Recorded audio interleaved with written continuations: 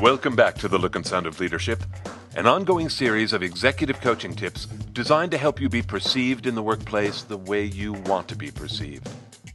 I'm Tom Henschel, your executive coach, and today we're talking about influence. Jared was pissed, and he was making no secret of it. Assigned to a special projects team, he had responsibilities but no authority. He felt he spent all his time pleading with people for resources or work hours, but people had their own jobs and their own responsibilities. They said they wanted to help. They gladly put Jared on their to-do list, but with no authority, Jared just had to wait. Feeling constantly stonewalled, Jared asked for help, and he was given a coach with the goal of increasing his influence. During our very first coaching conversation, I heard Jared lament, "I know I'm not being very influential. I can see that, but I don't really know why." Over many sessions, I learned how Jared approached people and what those various conversations sounded like. At one point, I observed, "It sounds like one of your natural strengths is your ability to strongly make your case." I emphasized those last three words. "I'm so glad to hear you think I make my case," he said. "I think so too. So why can't I get anything done?" I asked Jared, could I tell him a story? He said yes. I waited while he changed positions. Then I began. This takes place during World War II, on the home front. There were all kinds of shortages, gas shortages, rubber shortages, and food shortages. One food shortage was meat.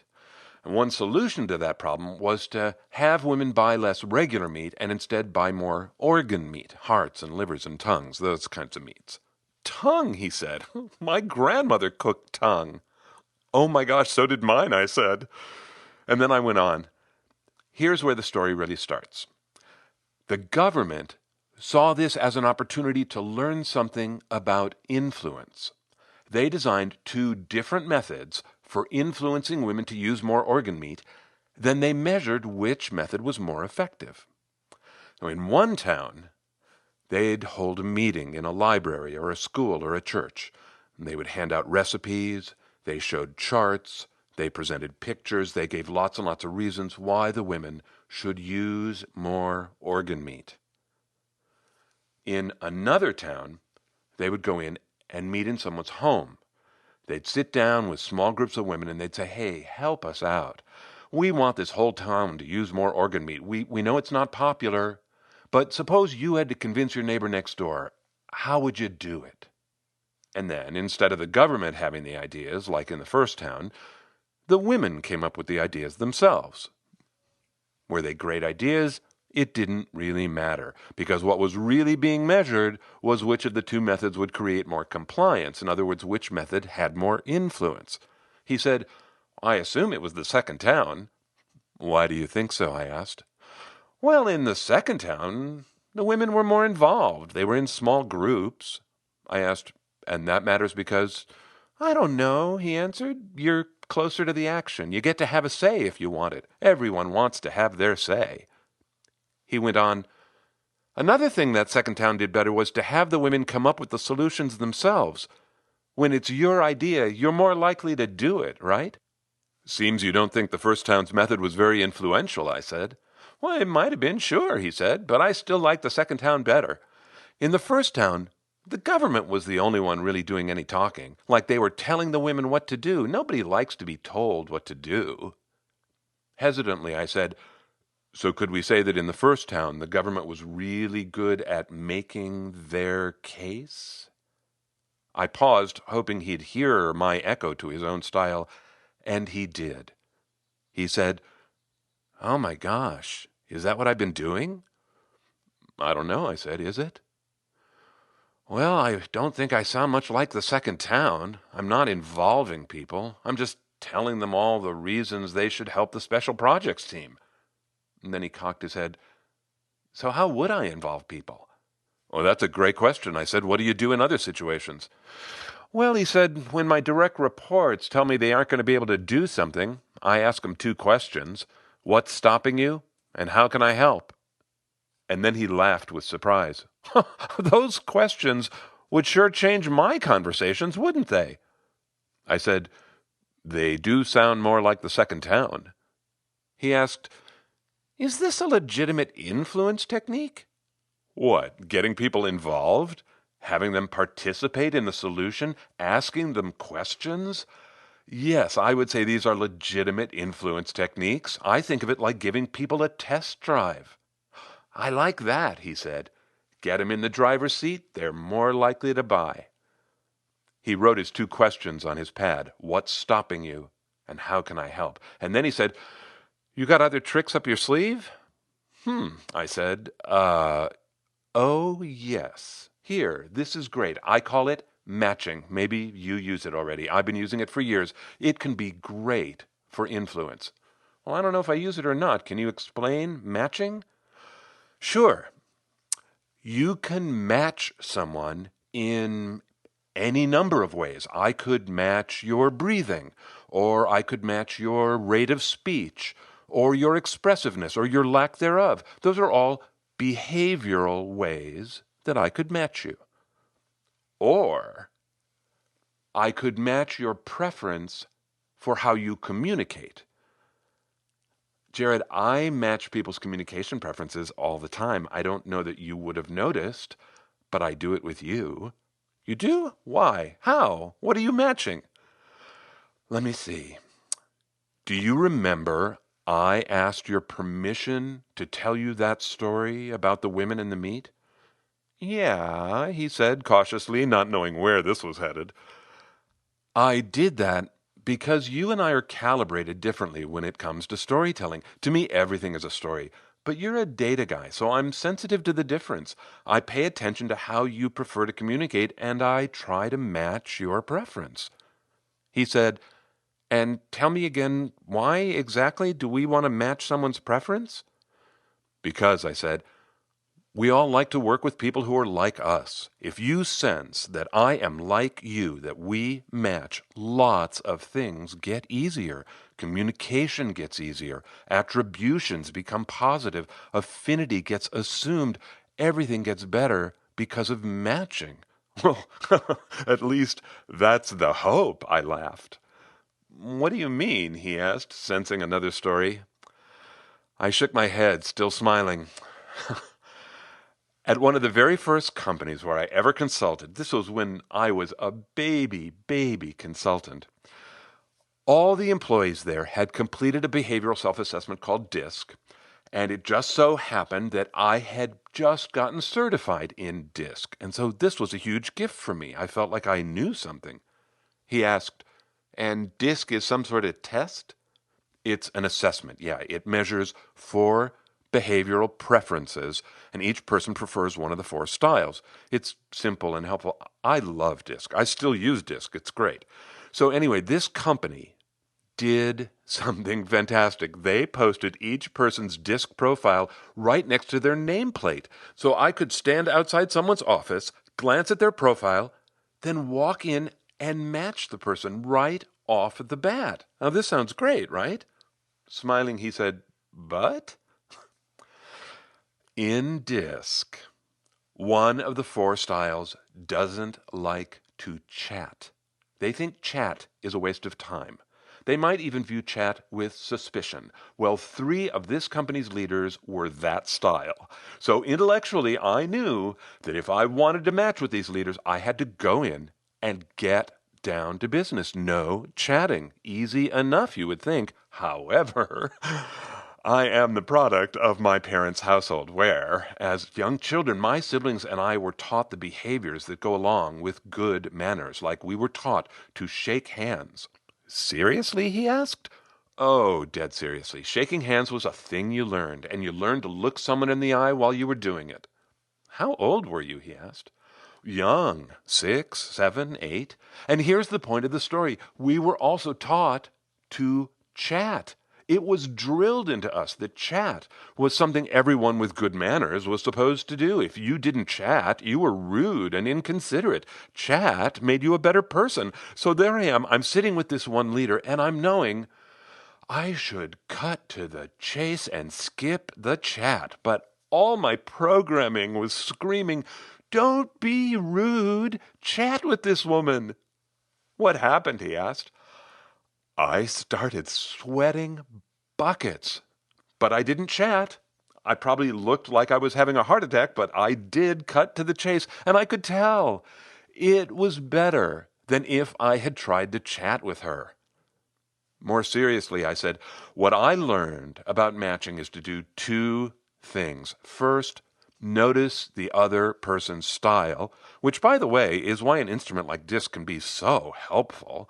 And second, learn to flex your own style, and that can take a lot of practice.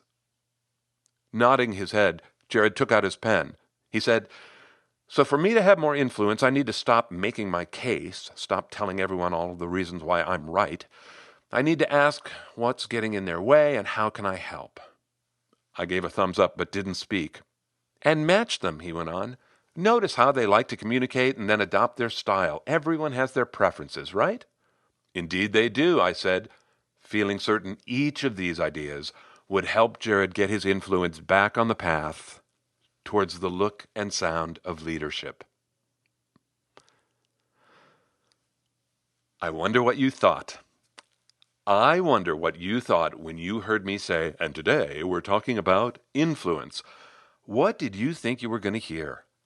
The reason I ask is because influence is such a gigantic word. It's like communication. It's so big and it means so many things that it doesn't really mean anything at all in the beginning.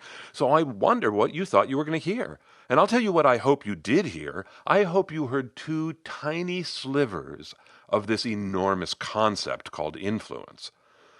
So what were the two slivers? The whole first part of the episode is essentially a reminder that if you really want to influence, you have to be able to pull as well as push.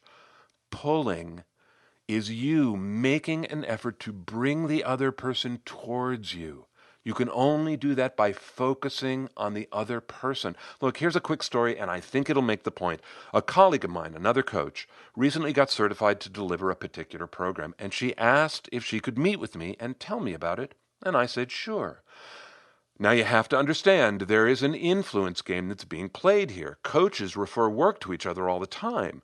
So I knew going in, this woman wants to get on my radar so that if anything appropriate ever shows up for me, I would think of her. And I'm fine with all this, right? Because good referrals make me a better coach. So this is all good. She's trying to influence me to get excited about this new program of hers, so she sits me down and for 45 minutes, she talked pretty much nonstop. And I mean, that is a long time to talk. And yeah, she asked me a couple perfunctory questions, but she didn't really want to have any conversation about my answers. She wanted to do her spiel. It was all push and no pull. And she did not influence me, at least not positively. It wasn't effective. So if you want to gain influence, ask questions and listen. And ask, how can you help? And listen. And that's one way you gain influence. That's the first sliver. And then we got to sliver number 2, matching. I have a lot to say about matching, but before I do, 2 words about you. First, you may recall I told you about attending a podcasting conference, and I only went there because of my good friend Dave Stachowiak, who is the host of Coaching for Leaders. I know a lot of you listen to Coaching for Leaders. If you don't, put it in your feed. It's great. Anyway, one thing I learned at that conference is how much value there is to be gained for me and for you too when I learn more about you. So there is a survey coming your way, and I can't wait to hear from you and find out who you are. Stay tuned to that. And second, this month, there were 5 reviewers in iTunes. First from Canada, Marlon SKK. Then from the U.S., Army MJ84, Matador Thos, Netflix, and Professor C. May. I got to be in touch with the professor, which was very nice. Good to exchange that with you. Thank you so much. And really, thanks to all of you who post in iTunes. For a podcast like mine, it makes a world of difference. Thank you so much. Okay, now, matching. I want to go meta here for a minute about matching. When I stop and think about the entire volume of topics I have written about over 13 years in these executive coaching tips, I think the majority of them tie to this idea of matching in one way or another.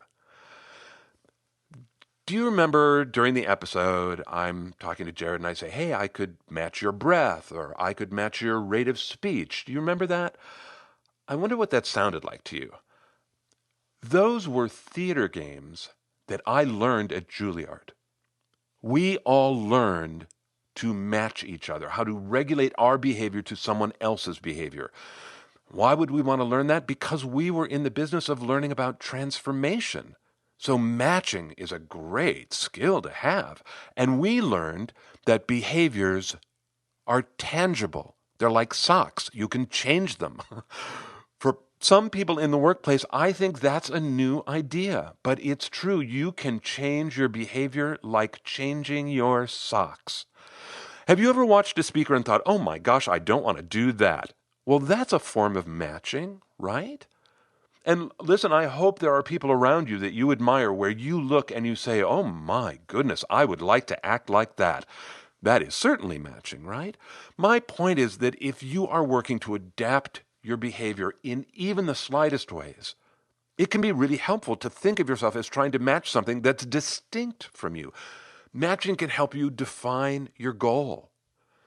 And here's what else can help you with matching. DISC, or something like DISC. First, just a quick word about what's DISC. It's an assessment. You take it online. It takes about 15 minutes to complete. It's all multiple choice, and it results in this terrific report. It's great. Oh my. If you want to see a sample of the report, there's one on our website. I'll post the link in the show notes.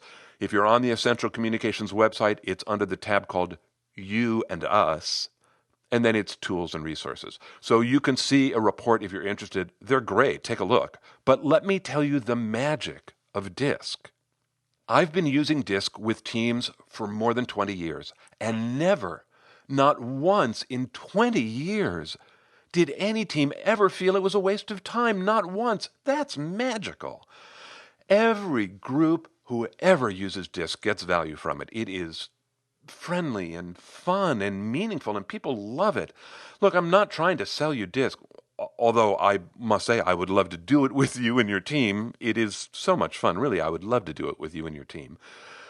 But my point is, if you want to gain influence, having an instrument like DISC can be so helpful because it is going to show you where you do and do not match with others. Matching. The second sliver of this enormous concept called influence. I actually have a 5-point model for influence that I talked about with Chad McAllister on his podcast, The Everyday Innovator. I was on Chad's show once before talking about sorting and labeling. If you don't know sorting and labeling, you can't achieve the look and sound of leadership without it. There is an episode about sorting and labeling in the Look and Sound of Leadership archive, and Chad and I took a really deep dive on it on his Everyday Innovator podcast. That was episode 137. But then Chad was poking around the Essential Communications website, and he saw that we offer a training called Influencing Others, and he asked if I would come on his show and talk about the 5-point influence model that is the basis for that course. And so I did, and Chad and I had a great conversation about it. He's a wonderful interviewer, very crisp, very clear. So that is Everyday Innovators episode 162. And that conversation went so well, it was the inspiration for this episode. So I took 2 points of the 5-point model, matching and involving people, and made those the core of this episode. And of course, there are more influence tools for you in the Look and Sound of Leadership archive. There's an entire category in the archive called perception, how you're perceived. There's a lot under that filter about influence. So where's the archive? The archive is on the Essential Communications website. The URL is essentialcom with 2ms.com. You can either go to the Coaching Tips tab or the Podcast tab. Either one will take you to the archive.